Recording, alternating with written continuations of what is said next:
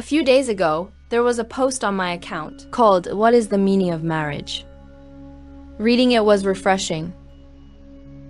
A friend left a comment saying it came at just the right time. They were still upset today, wondering how those who fear marriage can step into it. Another friend said, "I still want to be stubborn, but when I see my parents with gray hair, what should I do?" Life is full of dilemmas, but the biggest may be, should I stay true to myself or conform to society? Afraid of the burdens of marriage and children, wanting to live freely and unrestrained, yet unable to resist society's judgment, wanting to find someone you love for life, but as time goes by, that person has yet to appear, while your parents' nagging lingers in your ears. So, caught in struggle? Afraid to move forward, afraid to retreat, neither happy nor reconciled. How can one live the life they want? Maybe, if you look at my life and my friends' two different paths, you may understand something. Last year, an old colleague contacted me and asked, "Are you married?" I said, "I only got married this year." He said, "Then you must have married for love." Yet I was somewhat moved. Only those who know me understand what I want. And only those who believe in love know.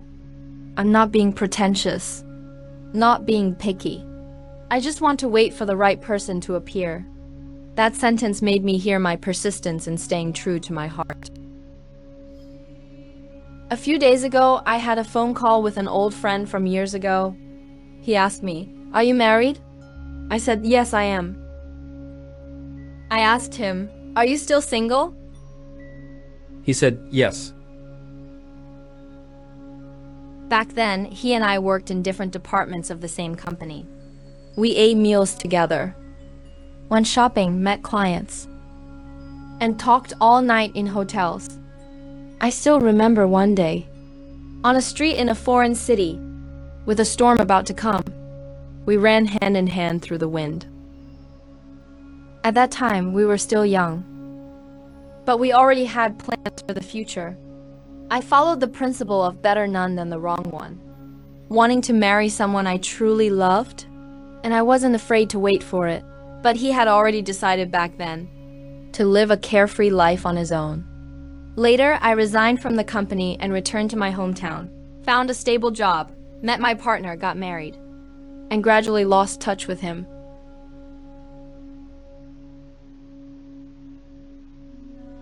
When we reconnected, I learned he had changed companies, but was still in the same industry.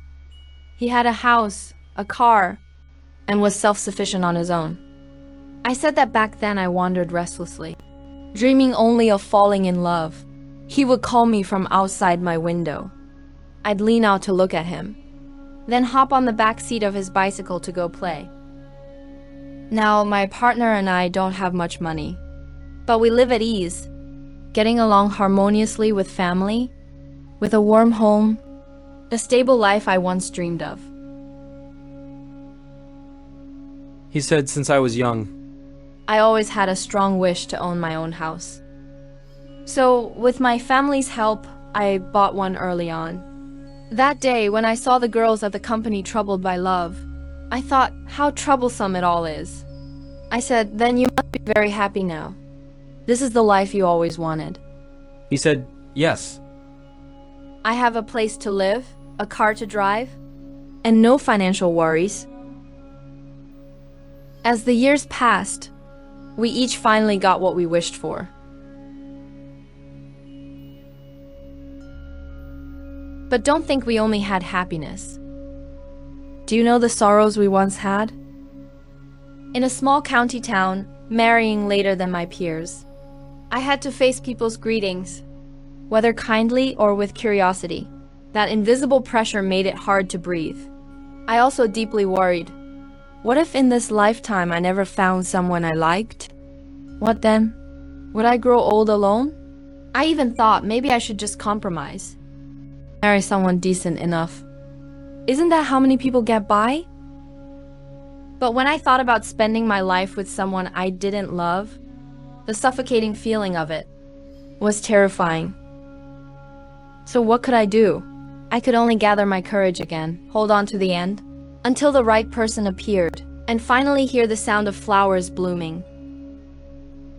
And what about my friend? I asked him, does this kind of life bring pressure? Do relatives and friends still ask about it? He replied readily, no, no pressure at all. I said, then congratulations.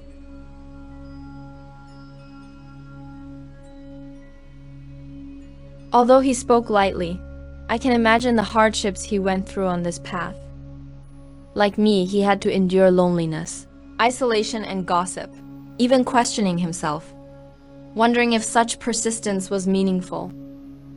I think His idea of remaining single didn't exist from the start. It must have been through life's trials that he realized what kind of life suited him best. For this, he chose to go against convention, blocking out opposing voices, sticking to what he believed, because life belongs to oneself and one's own happiness matters most.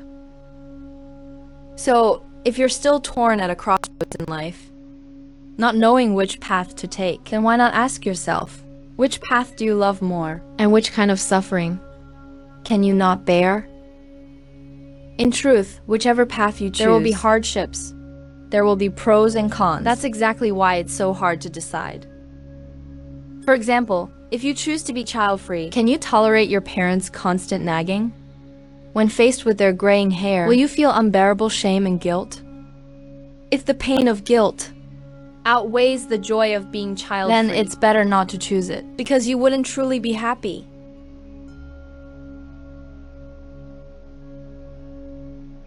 Just like when we often talk about independence, a woman shouldn't place her happiness on marriage or on her partner.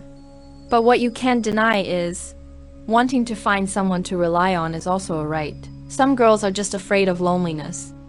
She would rather choose someone she doesn't love that than spend her whole life alone. Even if she stays with someone she doesn't love deeply, she can still feel happy and joyful. So we shouldn't criticize her choice. There is no easy road in life. A path that everyone agrees on might bring you unbearable pain. Maybe you who walk independently prefer to go against the crowd. You must ask yourself what kind of road you want to take so you won't regret it for life. But making a choice alone is not enough. You must make enough preparations to face all the challenges on this road. But if your heart is determined, you will surely arrive. There is a slogan that says, if you know where you're going, the whole world will make way for you. So, are you ready? I am Ruali. Thank you for listening. Good night.